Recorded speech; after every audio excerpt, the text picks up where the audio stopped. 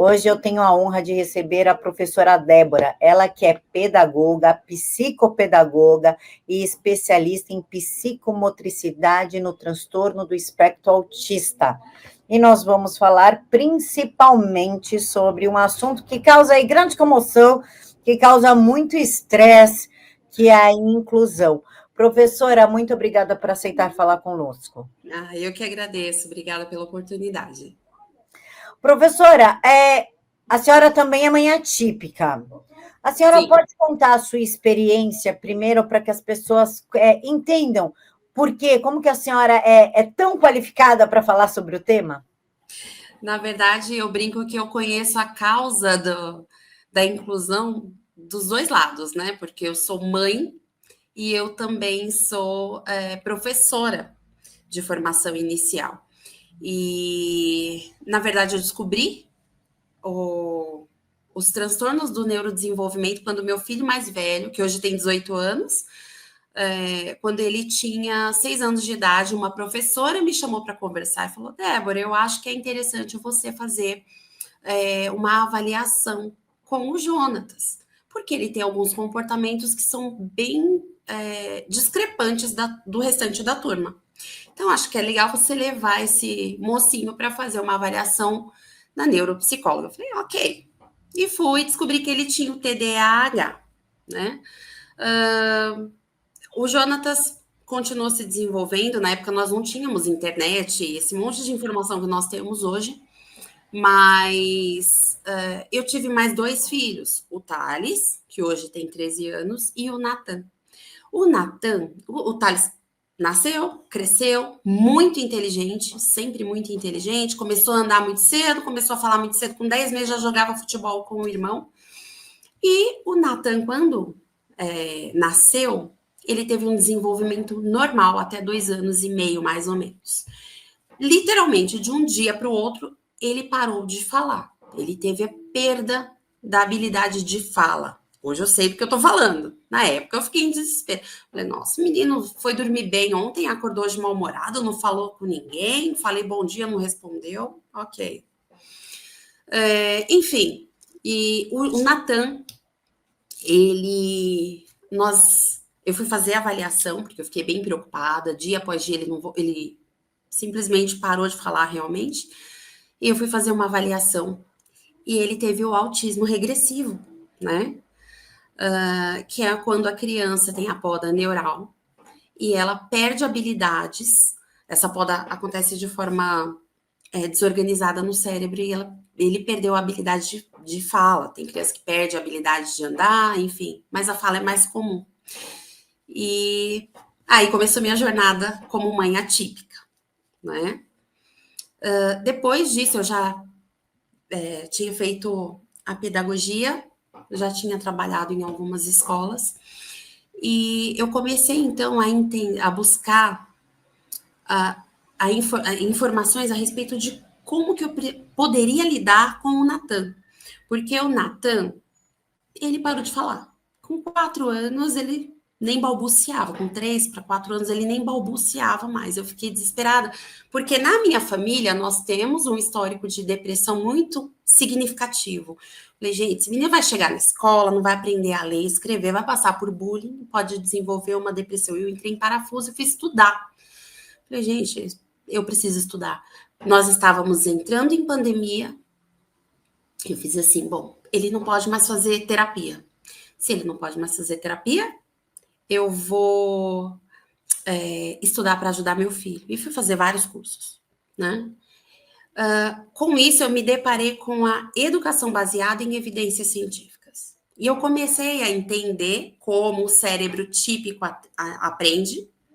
Logo, eu sabia que as dificuldades do cérebro atípico é porque tinha determinada área do cérebro que não tinha sido desenvolvida, e por conta disso eu comecei a desenvolver essas áreas cerebrais relacionadas às dificuldades do Natan, né? A comunicação verbal, enfim. Comunicação não verbal, porque ele também tinha comportamentos muito ruins, ele não sabia se comunicar, nem de forma não verbal. E eu comecei a trabalhar as bases da educação baseada em evidências, né, da alfabetização baseada em evidências, com ele durante a pandemia. Quando as escolas reabriram, na primeira semana de aula, o Nathan estava entrando no primeiro ano do ensino fundamental. Ele falava e ele estava alfabetizado. Né? Acho que basicamente é isso. Pro, também se fala muito, que nem a senhora falou, aos 2 anos ele parou de falar. Uhum. Que é a história da poda neural. Uhum. Falar, foi na poda neural, foi na poda. A senhora pode explicar, por gentileza, a respeito dessa poda, como ela se dá? Tá. A poda neural, na verdade, o que acontece? O nosso cérebro, ele se reorganiza todos os dias. Nós dormimos, todos os seres humanos, nós dormimos. Existe uma poda. O que é poda? É o corte. É literalmente, é o corte lá, né? Poda neural. Só que é o corte de conexões cerebrais que não estão sendo usadas por diversos motivos. Ela foi feita num determinado momento, não está sendo usada, o cérebro vai lá e poda para que possam nascer novas conexões neurais, porque as conexões neurais, elas são a nossa aprendizagem. Então, nós aprendemos todos os dias, né? E com isso, o nosso cérebro ele vai se autolimpando, vou colocar dessa forma, né? O que acontece? A poda neural, numa criança de desenvolvimento típico, ela acontece de forma organizada. Então, o cérebro identifica, essa habilidade aqui, essa conexão neural está sendo usada para que a criança consiga andar. Então, ele deixa essa conexão ali.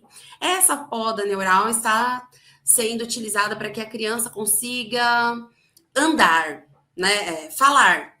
Então, o nosso cérebro, ele identifica isso, tá bom?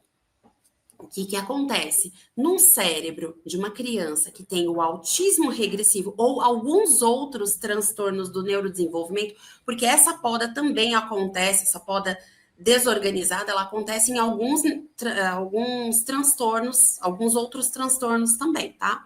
É mais comum no autismo regressivo. Mas, quando essa poda ela vai acontecer no cérebro atípico, às vezes ela corta alguma habilidade que está sendo usada, alguma ligação cerebral que está sendo usada, por exemplo, para a criança falar, que foi o que aconteceu com meu filho. Com essa poda acontecendo, é como se fosse desligada do cérebro da criança a habilidade da fala. É como não, é isso que acontece, né? Na verdade, é desligada a conexão da fala no cérebro. E com isso a criança perde a habilidade. Entendeu? Todo mundo tem. Todas as pessoas, elas têm podas neurais. Todas as noites nós dormimos e nós acordamos. Né? Por que nós falamos da importância do sono REM? É o sono onde essa aprendizagem que nós tivemos no nosso dia, ela vai se estabilizar no nosso cérebro, tá? Então, todos nós temos essas podas neurais de forma consistente e isso é natural. O problema é quando essa poda neural, ela acontece de forma irregular, sai cortando tudo e a criança acaba perdendo a habilidade. Pro, qual que é a diferença da criança que já nasce com autismo, que foi o caso do meu filho, e do filho da senhora que desenvolve... Não que desenvolve depois, a criança já nasce com autismo, mas ele dá sinais depois de 2 anos. Tá. O que acontece? Na verdade, o autismo ele é altamente genético. Tá? Ele é genético. A origem dele é genética. Tá? O que acontece? Existem vários tipos de autismo. Tá? Existe o autismo regressivo, que foi o caso do meu filho. A criança que nasce já com essas habilidades... já não desenvolvem essas habilidades. Então, hoje nós temos, inclusive, 4 tipos de autismo, né? Que já estão sendo estruturados, a gente ainda está observando isso aí, mas o que nós sabemos? Ele é genético, nós carregamos essa carga, nós temos essa carga genética, e crianças podem ou não desenvolver os sintomas do autismo dependendo, né? É o que a gente chama da epigenética, que são fatores ambientais. E quando eu falo ambiental, eu estou falando até de acidez no útero, né? Da qualidade de espermatozoide. Então, tem uma série de questões que envolvem o desenvolvimento ou não do autismo. Por exemplo, eu não tenho autismo, mas eu tenho essa carga genética, tá? Então, o que vai desenvolver, o que vai fazer com que a criança desenvolva ou não o autismo? A gente ainda não sabe, né?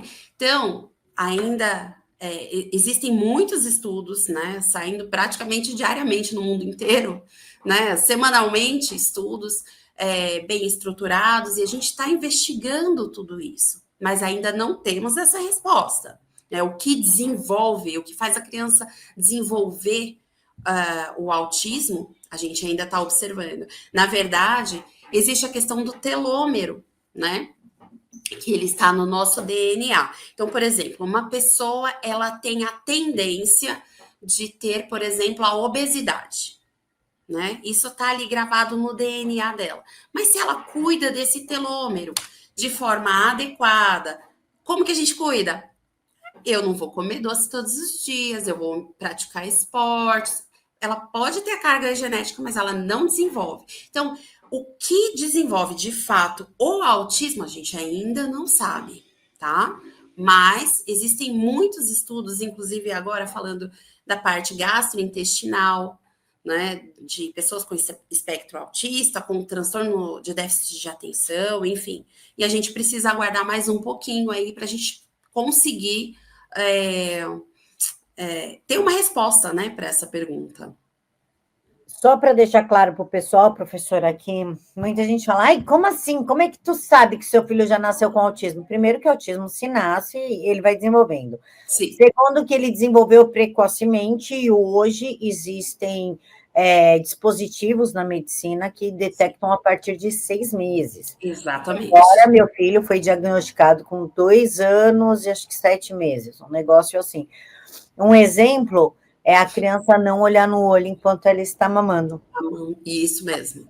E tem muita criança que nem mama, não gosta daquele contato. O meu filho, ele sempre mamou e mama até hoje, por sinal, mas aí já é por uma estereotipia dele.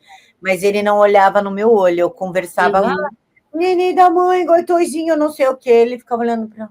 Nunca no meu olho. E esse foi um dos sinais, né, Pro? Isso.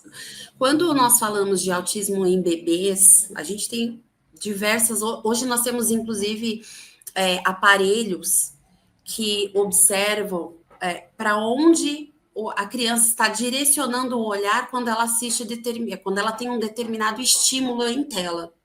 Né? Então, através disso já se consegue avaliar onde essa criança, para onde essa criança está olhando, se ela tem desconforto ou não com essa questão do contato visual, né? Nós temos essa questão que muitas mães elas têm dificuldades em lidar com o diagnóstico. O que uma mãe precisa entender, né? Na verdade, quando a criança ela nasce com o autismo, ela já nasce com o autismo, ela no amamentar, ela não olha no olho da mãe. Quando tem ali 2, 3 meses, ela não vai olhar para você e vai imitar ou vai ter aquele sorriso responsivo, né?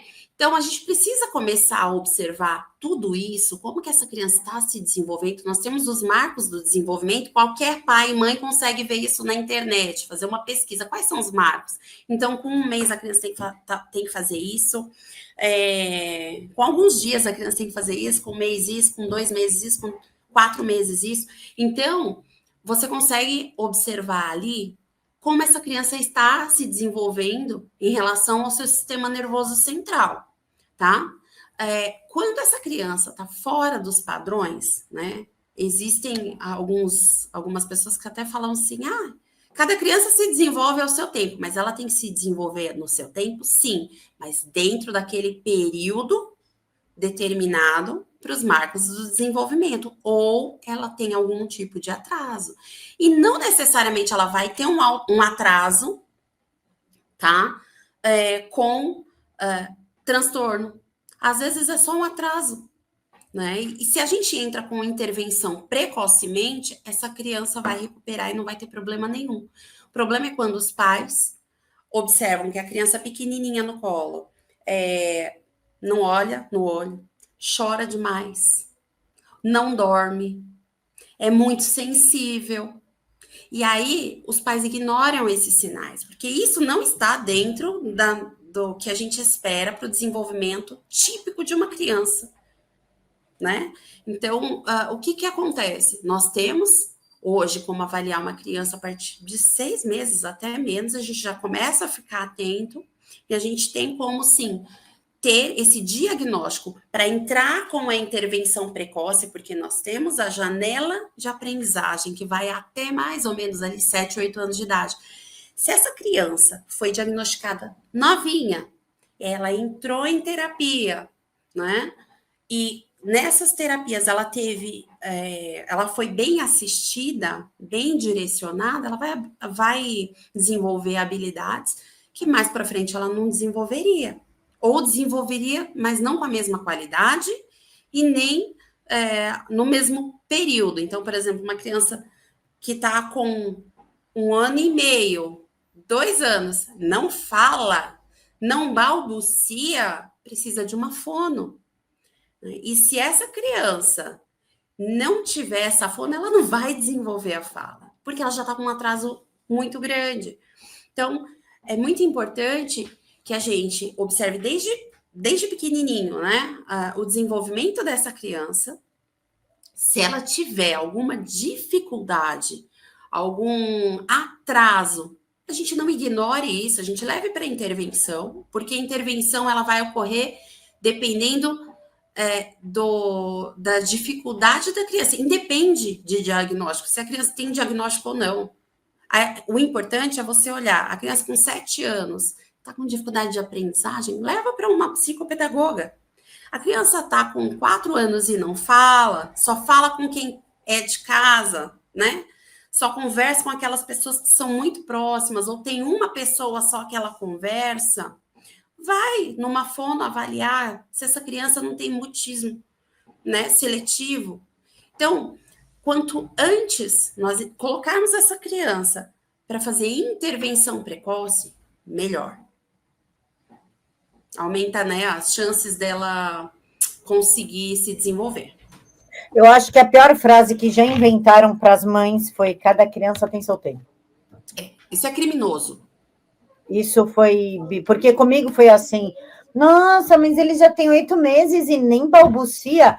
Eu perguntava: não, mas cada criança tem seu tempo. Isso é criminoso. Está passando. Cada criança tem seu tempo. O tempo dele foi passando até que ele não... Ele tem uma seletividade alimentar extremamente forte, mas seletividade, ele só come ovo, banana, não toma nada que não seja água. E tudo assim: não, mãe, faz a introdução alimentar, mas ele cospe. Cada criança tem seu tempo. Nessa, o meu filho está atrasado. Então.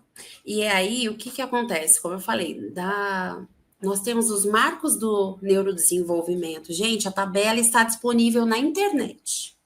Se você procura tabela de marcos do neurodesenvolvimento, você vai ver, tem tabela bonitinha, tem tabela feia, você vai escolher o que você quer. Mas tem lá, com 1 mesinho, o que a criança tem que fazer? Com 4 meses, o que a criança tem que fazer? Com 1 ano, o que a criança tem que estar fazendo? Né? Porque o que acontece? Infelizmente, nós temos profissionais de todas as áreas que fazem isso, tá? Se formam na faculdade, tem o diploma, está apto, entre aspas, a trabalhar, né? Principalmente se é um terapeuta, alguma coisa assim, gente. Quem é da área de saúde não pode parar de estudar nunca mais, né? Então, o que acontece? A gente leva a criança para um pediatra e fala assim: cada criança ao seu tempo. Só que a criança, ela já está com um atraso global na fala. E é engraçado porque, assim, quando a criança, ela não anda, os pais ficam desesperados. Aí vai no ortopedista, no pediatra, no padre, vai em tudo que é lugar, porque a criança não está andando. Mas por que, por exemplo, com a fala, os pais simplesmente ignoram, fingem que não estão vendo. Cada criança seu tempo, tá errado. A fala é um dos principais marcos onde nós podemos avaliar se a criança tem um desenvolvimento típico, normal, né? O que se chama de normal, ou não. Então, nós precisamos avaliar. Essa criança, ela não. E assim, o que é falar, né? Eu não sou fono, tá, gente? Mas eu sou psicopedagoga. Mas, como eu trabalho com equipe multidisciplinar, enfim, né? Trabalho com outros terapeutas que são meus parceiros, enfim. Então, a gente conversa muito sobre isso, né? Quando a criança, ela fala, o que é a fala? É só a comunicação? Porque tem criança que, como que ela fala? Aponta, eu quero água, né? Então, ela, ao invés de falar água, ela aponta. Aí vai lá o pai, a mãe, a avó, o tio, o cachorro, o papagaio, dá água para a criança. Por quê? Ela tá pedindo. Só que ela tá pedindo de forma não verbal. Mas a criança não fala, não estimula a criança a falar. Quando a criança quando ela não fala por falta de estímulo dentro de casa, ou por conta desse tipo de coisa, de situações onde a família facilita, né, que a criança, para que a criança não precise falar, ok, a criança vai ter um atraso. Agora, o problema é se essa criança tem um transtorno, porque qual a diferença de atraso para transtorno? O atraso, se você coloca na intervenção em 6 meses, né, a criança recupera. O transtorno, ele é genético e ele precisa de um olhar de um olhar mais apurado, ele de uma intervenção mais significativa. Então, se a criança tem um transtorno, ela vai precisar de suporte, né? Seja só na fase da infância, seja para a vida adulta, dependendo do suporte, do transtorno. Então, acho que isso é bem importante. Antes da gente falar do próximo tema, que é a inclusão em sala de aula, eu sou uma defensora das salas especiais, por desespero de algumas mães, né, ficam ensandecidas quando eu falo isso. Eu queria que a senhora comentasse a respeito de muita coisa que fala falta de chinelo. Mas esse menino só dá crise porque é falta de chinelo. Esse menino só tem seletividade alimentar porque é falta de chinelo. Na minha época não tinha isso, não. A mãe descia. Gente, eu queria que a senhora comentasse. Tá, então vamos lá. Na verdade, o que acontece? A gente precisa entender que na nossa época era falta de chinelo, a gente apanhava, só que tem pessoas que estão descobrindo agora que tem autismo, que tem transtornos de déficit de atenção, hiperatividade, tem diversos transtornos, tem depressão, né? E a gente precisa observar isso com muita cautela, com muito cuidado. O que acontece? Uma criança que ela tem um transtorno, se você pegar o cérebro, fisiologicamente falando, tá? O cérebro, a massa cinzenta na mão, né? Se você colocar a massa cinzenta aqui, ó, e você observar o cérebro de uma criança neurodivergente, neurodivergente que tem algum transtorno, tá? E uma criança de desenvolvimento típico, normal, né? O cérebro fisiologicamente ele é igual. Biológica. Quando a gente olha para um cérebro e o outro, a gente não sabe qual a diferença de um para o outro. Onde está essa diferença? No funcionamento cerebral, tá? Por isso que a gente não pega, por exemplo, autismo numa tomografia, porque o cérebro é igual, mas o funcionamento do cérebro que difere. Ok. Então vamos lá. Imagina uma casa bem bonita, aquelas casas de novela maravilhosas. Eu tenho uma casa, eu reformei e deixei uma casa de novela. E falo assim para você: é sua. Quer morar aqui? A maioria das pessoas vão falar assim: sério? Eu quero. Linda casa. Toda mobiliada, tudo combinando, aquela casa clean. Nananã. Só que aí eu falo assim para você: então, só tem um problema. Eu não reformei a parte elétrica. Ela tá correndo risco de pegar fogo. Porque toda vez que eu acendo o interruptor, dá um choque. Você vai querer? Não vai. Você vai pôr sua família dentro de uma casa que pode pegar fogo? Pode ser linda como for. Não vai. Por que eu trouxe essa figura da casa? Porque, na verdade, o cérebro de uma criança típica para uma criança atípica é exatamente igual, né? Quando olhamos a fisiologia dele. Mas o funcionamento é diferente. O processamento é diferente. Quer ver? Quando eu escuto, né, a área do meu cérebro que está relacionada à audição está mais ou menos aqui, certo? E aí, vou falar da visão. A visão é aqui atrás. Quando eu estou olhando aqui, o que acontece? Eu estou vendo o que está na minha frente, só que a imagem que entrou no meu olho, ela vem aqui para trás e ela é processada aqui. Então, se eu estou olhando, por exemplo, um sorvete, eu quero um sorvete. Eu bati o olho, essa imagem chegou aqui atrás, me deu aí ela volta, me deu água na boca aqui, eu falo, eu quero um sorvete. Eu vou, raciocino, volta e processo a fala para o meu marido. Eu quero um sorvete, compra para mim. Então, não é simplesmente bater o olho e olhar. Não, tem todo um caminho, tem todo um processamento, tem o receptivo, né? A informação que eu recebo, a informação que eu vou externar. Então, tem vários processos no meu cérebro que faz com que essa informação chegue ao meu marido. Compra o sorvete, senão sua mulher vai ficar brava com você, né? Qual é o problema?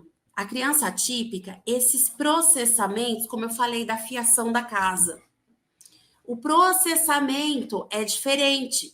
Então, por exemplo, eu já tive um pacientinho que, quando ele comia uva, sabe a uva, a fruta? Quando ele comia uva, ele mordia. E o que está ligado aqui atrás, ó? A parte auditiva. O processamento dele era um processamento com alguma defasagem. Então, o que acontecia? Doía o ouvido dele quando ele mastigava a uva.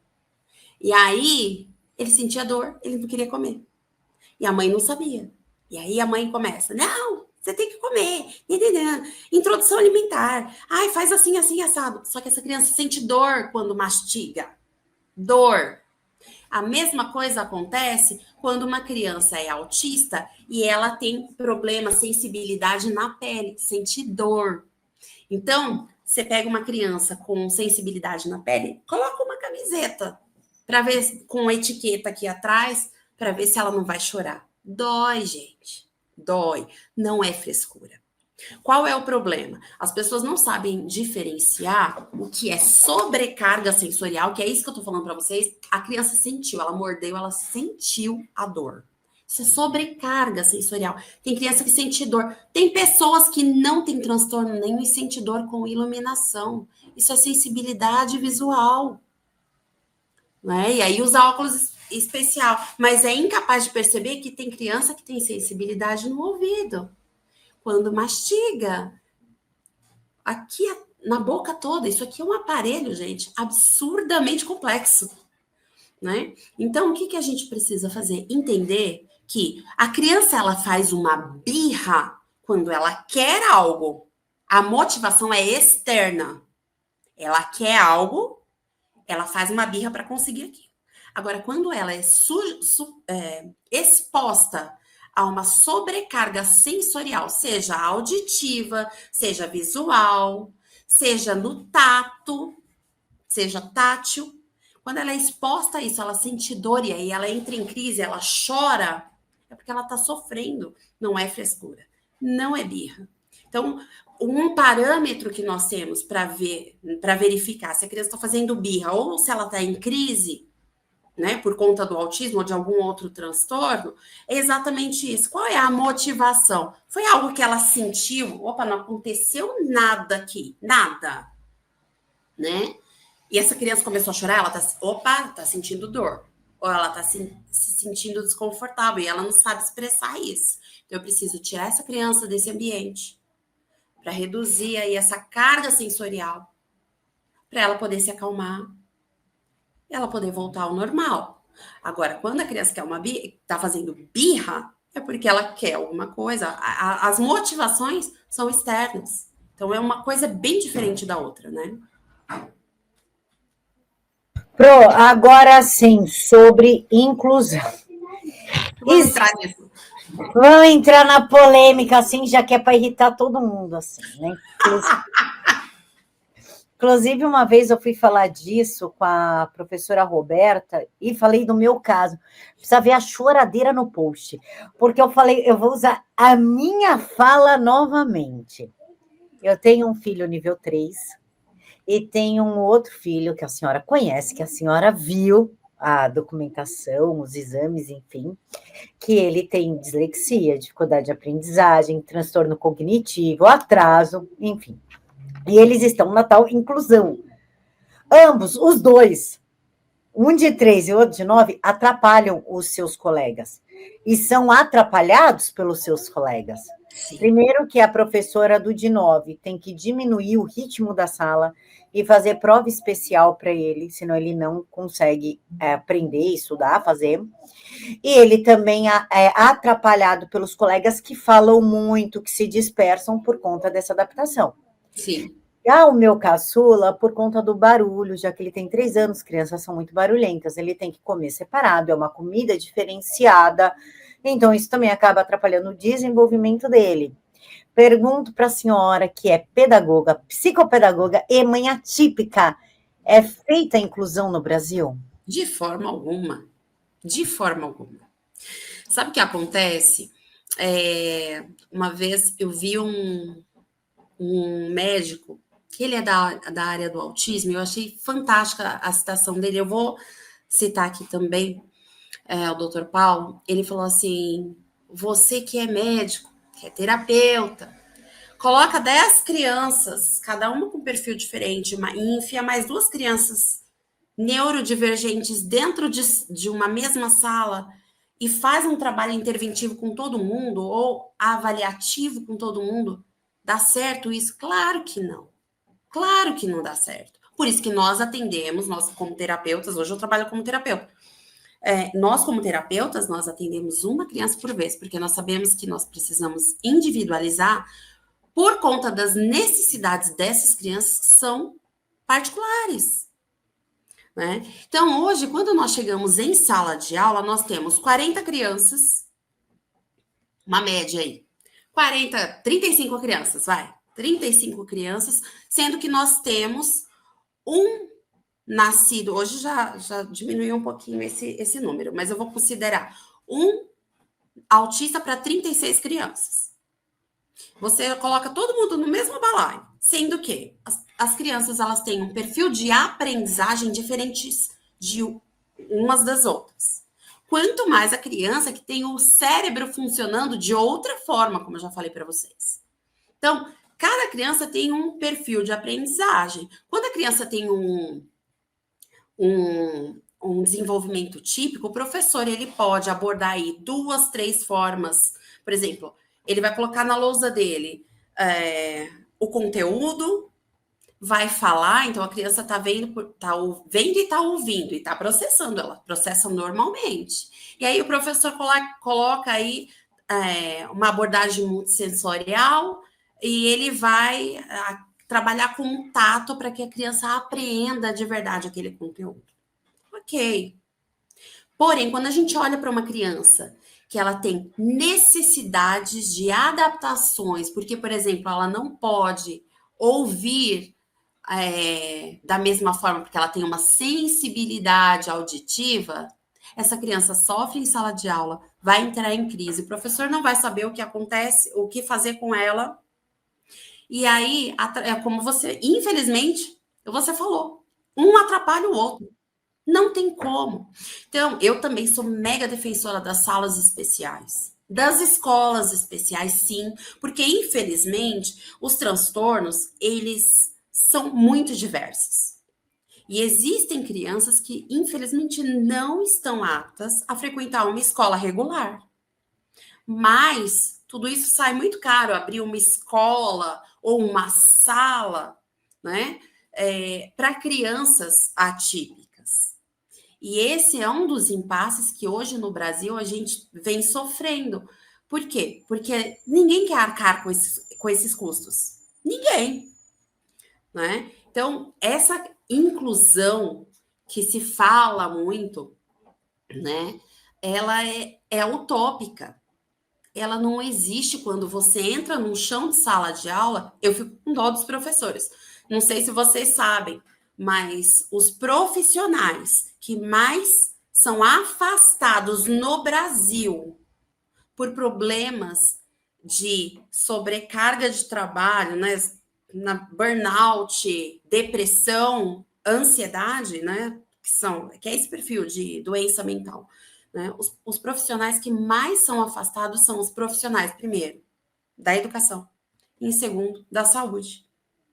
Então, o que acontece se nós continuarmos tratando as crianças que têm necessidades diferentes, porque todas as crianças são capazes de aprender, gente, todas. Eu sou uma defensora disso absurda, porque eu trabalho com aprendizagem. Eu já alfabetizei criança não verbal. Existe essa possibilidade. Criança não verbal aprende a ler e aprende a escrever, tá? Então, eu já alfabetizei. Então, todas as crianças, elas podem aprender, desde que ela seja observada com cuidado, desde que ela tenha as adaptações adequadas para que ela se desenvolva. E uma criança, gente, que não sabe ler e escrever, qual que é o futuro dessa criança? Né? Então, a gente precisa realmente olhar, né? Os professores precisam observar que não é porque eles se formaram que eles não precisam continuar estudando, porque estão aí, ó. Todos os dias a gente tem novos artigos, tem novas informações, então a gente precisa, sim, se atualizar. Inclusive, teve uma mãe muito brava que virou para mim e falou assim: a minha filha é autista nível 1 e ela super se adapta em sala. Inclusive, é a melhor aluna da sala. Ela se socialmente. Então, deixa a sua filha na sala de aula. Sim, é porque, na verdade, sabe o que acontece? As pessoas acham que porque tem um laudo, tem que enfiar todo mundo no mesmo lugar. Não é verdade, depende da necessidade da criança. Por exemplo, eu tenho 3 em casa que são laudados. Eu tenho um TDAH com altas habilidades e um TDAH com... TDAH não, desculpa. Eu tenho um TDAH, que é o mais velho, tenho um TEA com altas habilidades e um TEA com TDAH. Eles não têm necessidade de adaptação nem de AT, acompanhante terapêutica. Graças a Deus, eles não precisam. Já fizeram todas as terapias que você pode imaginar. Todas. De fisioterapia, tudo. Já fizeram de tudo, né? Então, assim, a gente vai observar qual é a necessidade da criança. Tem criança que é TEA nível 1 de suporte que não precisa de nenhum suporte em sala de aula. Por quê? O hiperfoco da criança, às vezes, é estudar. Ela vai ter prejuízo pedagógico? Não. Então, para que eu vou enfiar essa criança numa sala especial? Mas existem as crianças que têm a necessidade de sala especial. E isso precisa ser observado. Eu tenho um paciente que ele tem uma síndrome rara chamada RAC1, né? Essa síndrome, acho que tem 9 pessoas no mundo com essa síndrome. Gente, existe um artigo científico sobre RAC1. Esse menino, só que assim, ele tem hipotonia. A mãe levou para psicomotricista, esse menino desenvolveu até a fala. Ele tá muito bem, né? Que era uma coisa que quando ele chegou para mim, acho que com 5 ou 6 anos, ele não falava. Então, gente, o cérebro, ele é muito ativo, só que a gente precisa observar qual é a necessidade dessa criança e adaptar para que ela possa se desenvolver, ter autonomia para viver a vida dela, né?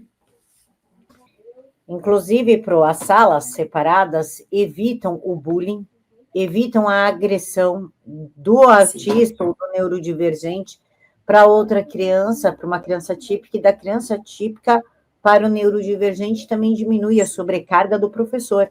E eu gostaria que a senhora falasse um pouquinho a respeito da sobrecarga do professor, porque é uma classe que está esquecida, que é agredida por pais, alunos, que é extremamente cobrada e ainda é cobrada pela sociedade. sim. Na verdade, eu vou falar para você como professora, né, que é a minha formação inicial, trabalhei, né, é, eu desisti da sala de aula por conta da forma como se exige do professor, sem dar nenhum respaldo, né? Hoje em dia nós vemos aí nós temos diversos casos aí de violência contra o professor, violência física, mas não se fala da violência psicológica que se faz contra o professor, né? Hoje os professores, ok, nós temos aí uma classe que muitas vezes na sua formação inicial, nós não por culpa do professor, né? Mas a formação inicial do professor, ela está ruim. Ela é ruim. Hoje é muito ruim esse curso, né? O curso de pedagogia, ele é um curso que deixa muito a desejar. Então, o professor, ele sai de sala de aula sem saber ensinar, né? E ele não sabendo ensinar uma criança típica, como que ele vai ensinar uma criança típica? Então, ele mesmo já se cobra, né? Aqueles que realmente eles se formaram para fazer diferença na vida das crianças, para ensinar, né? Que isso é muito nobre, isso é lindo de ver, né?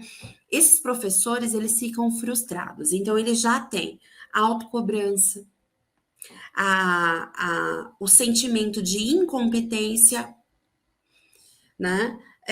Baixo salário, porque às vezes o professor ele precisa manter a própria casa e ele precisa trabalhar 2, 3 turnos para dar conta de pagar os seus boletos.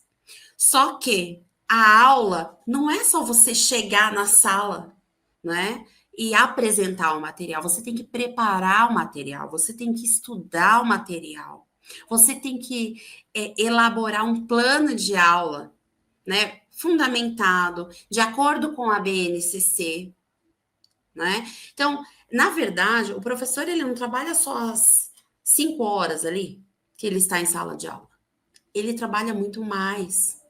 Eu conheço professores que trabalham 2 turnos, que dormem 4 horas por noite, porque precisa preparar tudo, né? Então, quando a gente olha para um professor, fala assim, porque, lógico, assim como em todas as profissões, nós temos pessoas mal intencionadas também. Mas a maioria dos professores não se formou, não entrou na faculdade para doutrinar a criança, para fazer com que a criança não aprenda, né? Então, quando o professor ele precisa lidar com essa realidade de que a escola não dá suporte, ele precisa lidar com 40 crianças em sala de aula, ele precisa preparar as aulas dele, todo o planejamento do semestre, anual, ele precisa preparar, aula por aula. Aí você começa a olhar que ele não é bem pago para isso, né? Ele sofre agressão psicológica, a agressão física em sala de aula, e os pais ainda chegam para ele e falam assim, mas sou eu que pago o teu salário. Então, quando a gente vê tudo isso, a gente entende o porquê que os profissionais da educação são os que mais são afastados por doenças mentais hoje. Pro, a senhora também comentou na educação baseada em evidência, que inclusive o governo Lula odeia, uma dessas é o ABA. Eles odeiam o ABA, inclusive tem um grupo de autista que até agora eu não entendi como é que se deu, que ele pegou uma cadeira no CONAD. E lógico que eles têm amigos lá dentro para conseguir, não preenchiam os requisitos, e eles são amigos, inclusive frequentam festas dos donos de operadoras de plano de saúde.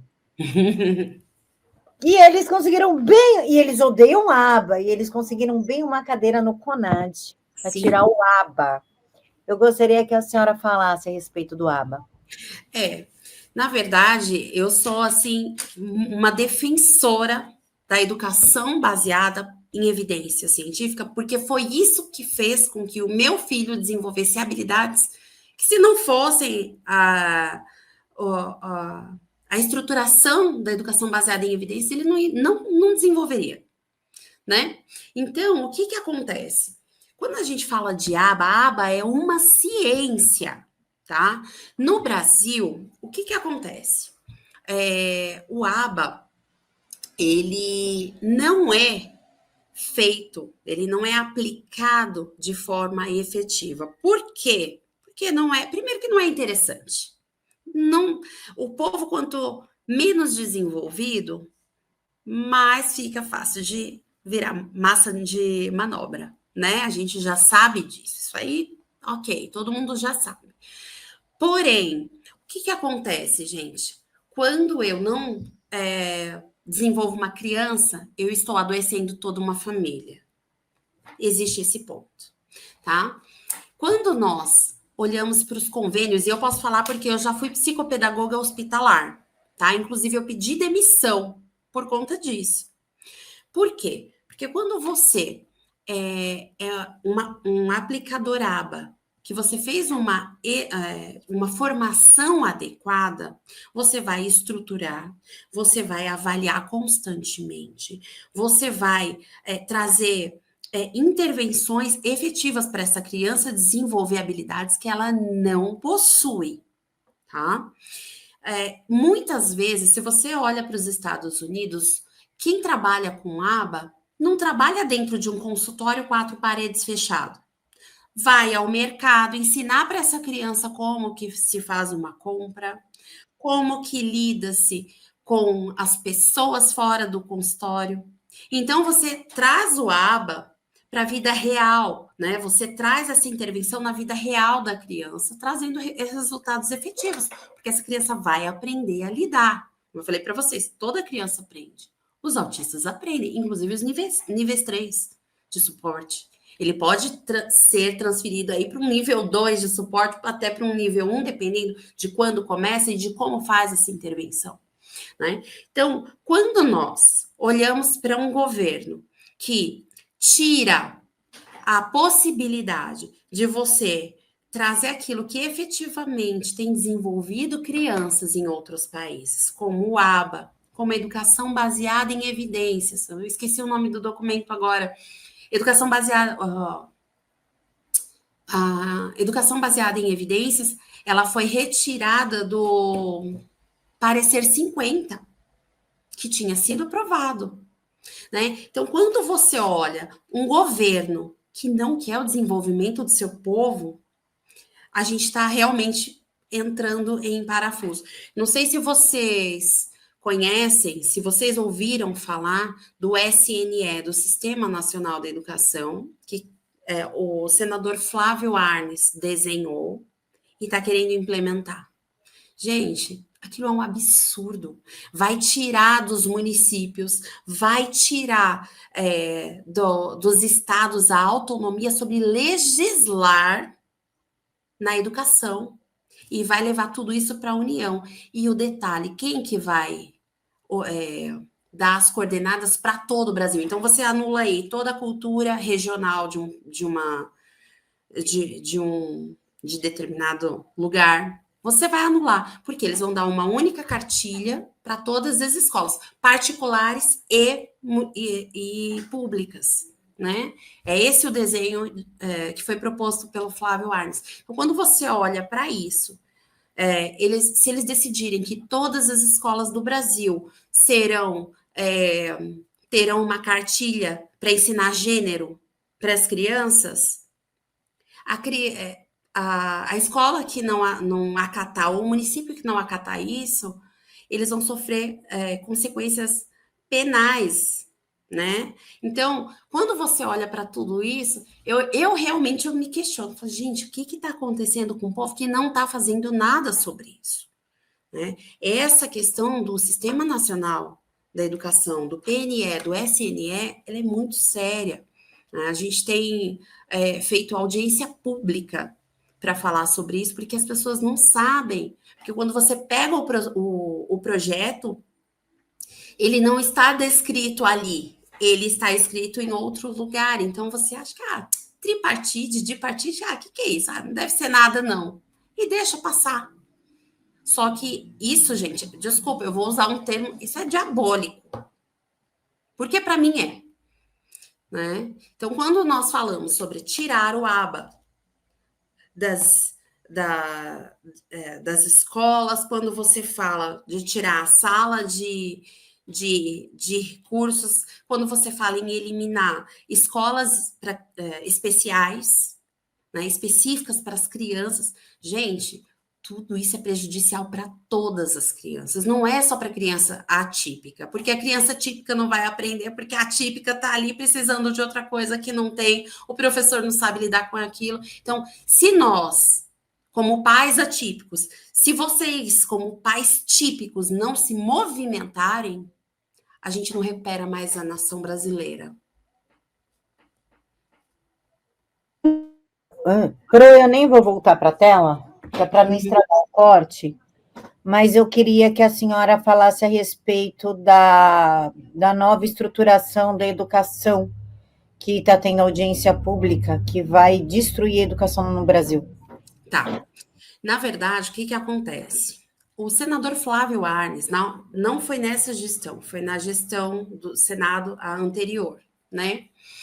Ele descreveu o Sistema Nacional da Educação. Isso, eu vou te falar que isso tem uma pessoa que ela é especialista nisso, ela fala muito bem sobre isso, ela explica maravilhosamente bem, né? Que é a doutora Adriana Marra, ela conhece, né? E nós temos buscado audiências públicas, nós já fizemos audiência pública, nós vamos fazer uma agora na LESP, nós fizemos em Santo André, nós fizemos em São Bernardo, nós fizemos em Sorocaba, para falar sobre isso.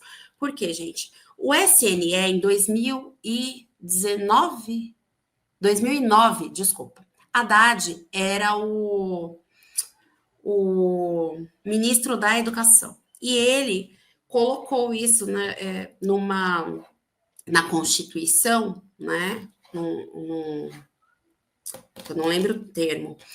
Ele colocou na Constituição o SNE, Sistema Nacional de Educação. Até então isso não existia, tá?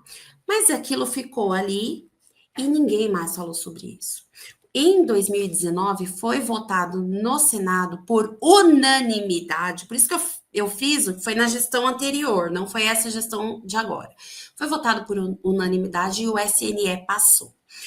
Qual que é o formato do SNE, tá? O SNE retira, como eu falei para vocês, retira dos municípios e dos estados a possibilidade de legislarem sobre a educação. Então, ele leva para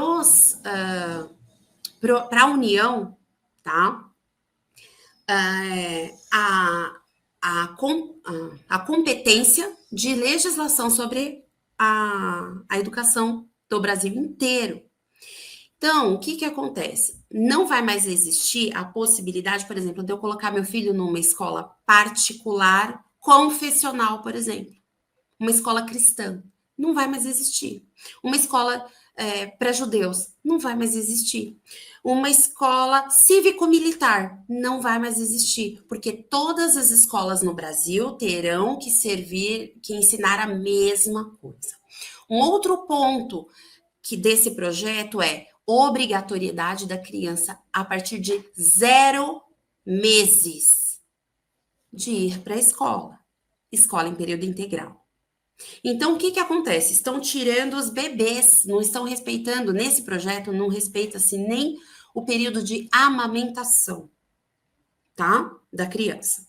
Tira-se essa criança do seio familiar, onde ela aprende valores, princípios, a cultura familiar, e leva-se essa criança para uma escola onde a União vai determinar o que ela vai aprender. Então, se, como eu falei, existe essa possibilidade do gênero, né? Eles decidem na União que as crianças vão aprender gênero, experimentação sexual, né? Em sala de aula, como nós já ouvimos, que pode ser que isso venha. Todas as escolas do Brasil vão precisar seguir isso. Quem não seguir, os órgãos que vão fiscalizar isso, que serão órgãos municipais, né? Eles vão observar. Se isso não está sendo seguido, eles vão ter poder de polícia. Então, vão prender os diretores, vão prender os prefeitos. Alguém vai se opor a isso? Não vai. Né? Outro ponto, deixa eu ver, outro ponto importante. Isso vem como pacto federativo no Brasil. O que é pacto federativo? Quando eu falo em pacto federativo, eu estou falando de algo que é imutável. A que ponto, tá? Hoje no Brasil nós temos um pacto federativo entre os estados. Todos os estados assinaram esse pacto federativo, então nenhum dos estados do Brasil pode se desmembrar do Brasil. Hoje São Paulo, por exemplo, não pode falar assim, ou Santa Catarina, eu não quero mais me envolver com o Brasil, eu quero a independência de São Paulo, vai ser um país à parte. Não pode, porque existe um pacto federativo, isso não se muda. E esse projeto do SNE vem como pacto federativo. Quem que vai direcionar dentro da União? São 15 pessoas. São 2 ministros, se não me engano, tá? Aí eu preciso até observar se é isso mesmo, que, se não me engano, é o ministro da Economia e o ministro da Educação. São eles dois que vão dirigir, vão decidir tudo que vai ser ensinado para essas crianças, tá bom? No Brasil inteiro. E eles vão ter outras 13 pessoas debaixo deles que vão orientar, que vão desenhar tudo o que vai ser ensinado. Só o problema qual é? Dentro dessas 15 pessoas já está descrito no projeto Undime, Uni, UBS, ou seja, são sindicatos. Quem que dirige os sindicatos, gente? Então, MST, olha só, o que eles têm a ver com educação? Por que eles vão ditar o que o meu filho na escola vai aprender? Né? Então, quando nós olhamos para esse governo que tira um aba de sala de aula, que tira de um parecer 50 já aprovado a educação baseada em evidências científicas, gente, boa intenção não pode ser. Não pode. Né? Então, a gente tem que realmente se posicionar, a gente tem que observar o que está acontecendo, a gente tem que fazer, sim, a nossa parte, porque, sim, todo poder emana do povo, não é de nenhuma outra instituição. Né? Então, a gente precisa se posicionar politicamente também para que não tomem os nossos filhos, porque vai chegar um tempo, se a gente não se posicionar hoje, vai chegar um tempo que não vai adiantar tentar se posicionar. Vai ter carro na rua, vai ter carro de guerra na rua passando por cima de cidadão. Né? Então, a gente precisa tomar muito cuidado. Perfeito. Pro, alguma coisa que a senhora gostaria de ter falado, eu acabei não perguntando, a gente acabou não pontuando? Não, na verdade, eu acho que foi bem gostosa a nossa conversa. Eu acho que os pais típicos, atípicos, eles precisam cuidar. Né? Os nossos filhos, eles são os nossos maiores bens. Né? Eles são a herança que nós temos. Né? Então, a gente precisa tomar muito cuidado para não abandoná-los aí em telas, abandonar nossos filhos, o desenvolvimento deles, com a desculpa de descansar. A gente sempre vai estar cansado. Né? Mas se a gente está cansado por não guerrear a nossa guerra dentro de casa, a gente está guerreando. Que guerra? Será que vale tudo isso mesmo? Né? Então, repensar nossos valores, eu acho que seria bem importante, né? O que de fato importa para mim? Quando eu chegar lá no leito de morte, porque nós vamos chegar. Quando eu chegar lá no leito de morte, eu vou olhar para trás e eu vou observar o quê? O que vai ter realmente valido a pena, né? Acho que essa é uma boa reflexão para a gente. Ai, Pro, antes que eu esqueça, olha que cabeça minha. Ai, outra polêmica, essa não tem como. A gente tem que falar dela. Educação positiva. Essa Você quer que eu saia presa daqui, né, Camila? Vamos lá. Gente, eu vou mudar aqui só porque o sol tá vindo, minha janela ficou aberta, tá muito ruim. Deixa eu mudar aqui de novo.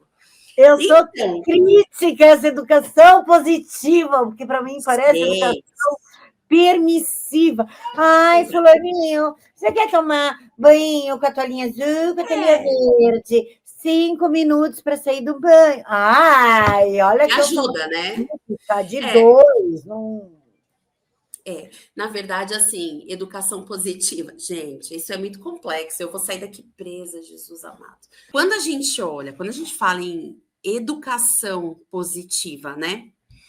E a gente olha para a nossa criação, porque tudo surgiu por causa da nossa criação, né?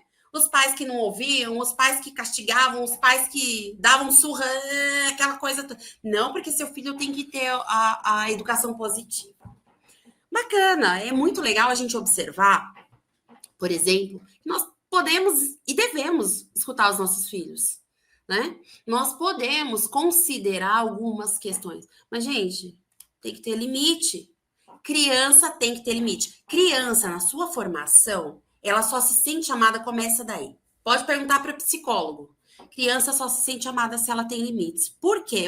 Uma criança que é entregue a si mesma, ela sabe que não tem ninguém cuidando dela.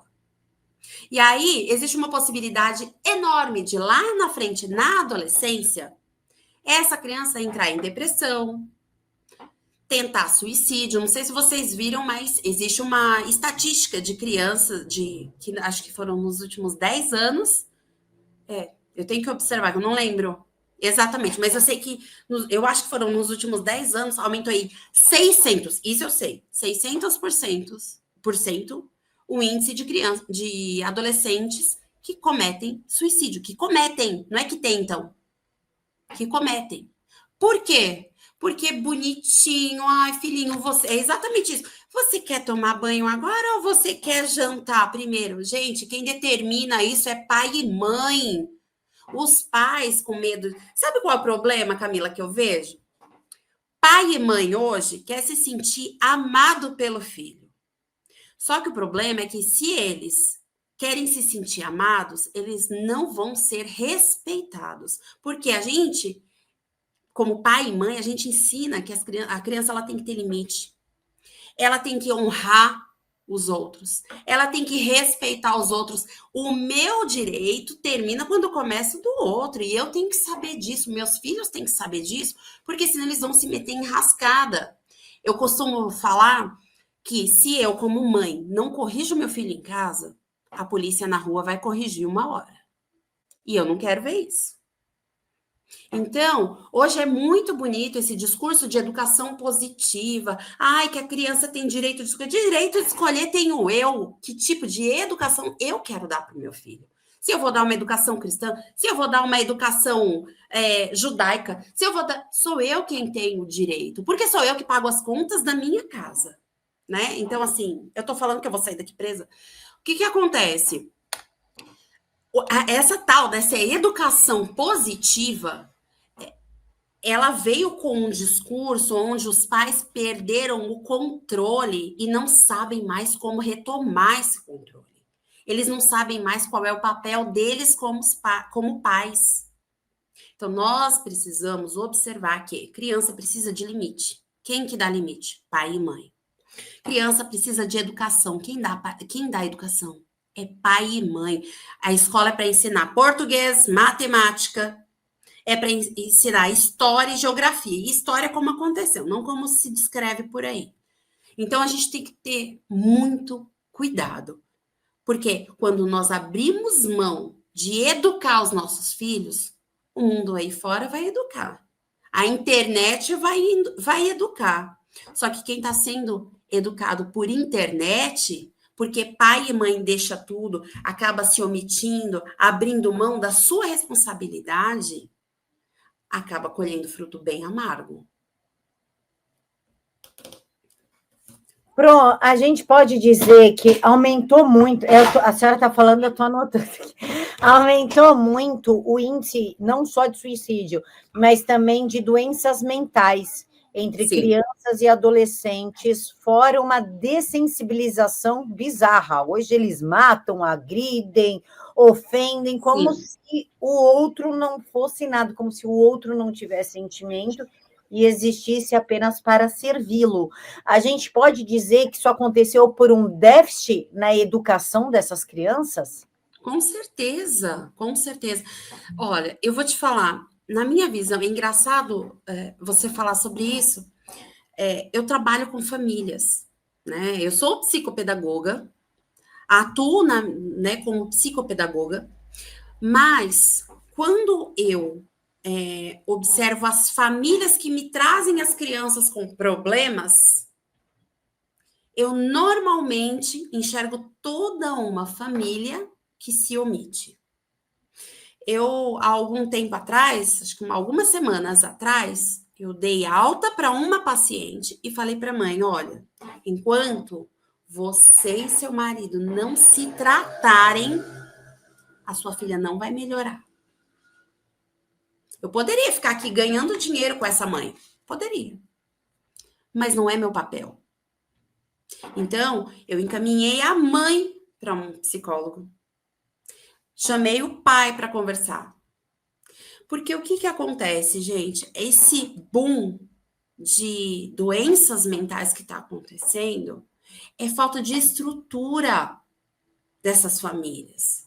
Os pais não querem mais ser pais, eles querem ser amigos dos seus filhos. Mas amigo, a criança tem um monte, pai e mãe é um só. Então, qual é o meu papel como mãe? Eu preciso descobrir. Qual é o papel do meu marido como pai? Ou do meu ex-marido, né? Enfim, ele precisa assumir o papel dele. Existe uma. Eu vou até falar depois, qualquer coisa você tira. Mas existe uma instituição chamada Universidade da Família, que é em Pompeia, interior de São Paulo. Essa Universidade da Família, eles têm cursos para a família, cursos para pais, para mães, para casais, para pais de adolescentes, para pais de crianças, para pessoas que estão grávidos, né? Casal que está grávido e quer e vai nascer o bebê. Como que eu tenho que lidar com isso? Eu sou voluntária nessa instituição, na Universidade da Família, né? Na UDF. Gente, o que eu mais vejo são pessoas chegando destruídas por conta de uma família desestruturada. E aí, você trabalha com essas famílias 4, 6 meses, essa família retoma. E aí, baixa índice de é, depressão, de ansiedade. Já vi gente deixando de tomar remédio de forma responsável, com o médico acompanhando, ok? Não é assim, vai lá, faz o cursinho e para de tomar remédio. Não é isso, de forma alguma. Né? Então, fazendo acompanhamento. Então, essa desestrutura familiar, porque não adianta, a sociedade ela é formada por famílias. Quando você olha o que estão ensinando na sala de aula, né? Paulo Freire. Pai é opressor, escola é opressora. Eles são seus inimigos. Você tem que lutar contra eles. Você, né? Fica falando esse monte de baboseira. E aí a criança que está com o cérebro em formação, porque cada aprendizagem ela vai formando conexões cerebrais, né? Aí a criança só escuta esse tipo de coisa. Os pais se omitem. Aí os pais começam a brigar dentro de casa. Aí ele vai para a escola e o professor fala assim: o seu pai é um opressor, o sistema é opressor, a gente tem que se rebelar, a gente tem que se revoltar, a gente tem que fazer uma revolução. O que essa criança vai aprender, gente? O que ela vai entender? Meu professor tem razão, né? Então, quando a gente... E aí, e aí você olha os índices de doenças mentais, você fala assim, meu Deus, cresce a rebeldia, né? Desse povo, cresce, em contrapartida, o número de pessoas com doenças mentais. Será que isso está atrelado ou não? Não existe coincidência, né? Enfim. Agora sim, Pro. Nós estamos aqui por todas as provas de fogo. Eu vou Agora, ver se tem polícia ali, ó, na porta para sair. agora pergunto: qual recado a senhora gostaria de dizer para os pais? Bom, primeira coisa, eu quero dizer que seu filho é capaz de aprender. Seu filho pode se desenvolver, não desista do seu filho. Pense quando você era criança, se seu pai tivesse desistido de você, se sua mãe tivesse desistido de você, será que eles desistiram? E por isso você tem alguma depressão, alguma dificuldade hoje? Então, assim, não faça o mesmo com o seu filho, né? Por mais que ele tenha dificuldades, ele pode se desenvolver, dependendo do que está acontecendo, ele pode ter autonomia para criar a família dele. Não deixa seu filho largado para a internet educá-lo. Não deixa. E se precisar, procura ajuda psiquiátrica, de um neurologista, de uma psicopedagoga, de um psicólogo, de um psicomotricista. Busca informação, né? O mundo está muito cruel. E se você abandonar teu filho, o mundo está aí para mordê-lo, para engoli-lo. Abandona teu filho que o mundo adoraria criar ele, regado a muita droga, regado a muito sexo precoce, regado a muita sexualização. Doenças, O mundo tá doido.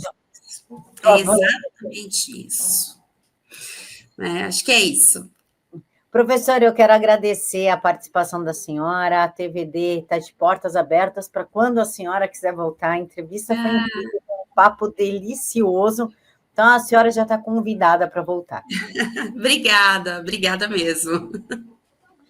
Pessoal, então é isso. Pode ir lá no canal do YouTube do Silvio Navarro, o link está lá. Pode baixar, pode cortar, pode usar o material. Marca a TVD nas redes sociais, me marca a professora, que a gente faz questão de recompartilhar o seu conteúdo. Só não tirem do contexto, porque aí já é sacanagem. Mantenha as coisas no contexto, pode usar material, pode postar no canal de vocês, não tem problema nenhum, que aqui não se dá strike. Fiquem todos com Deus e até mais.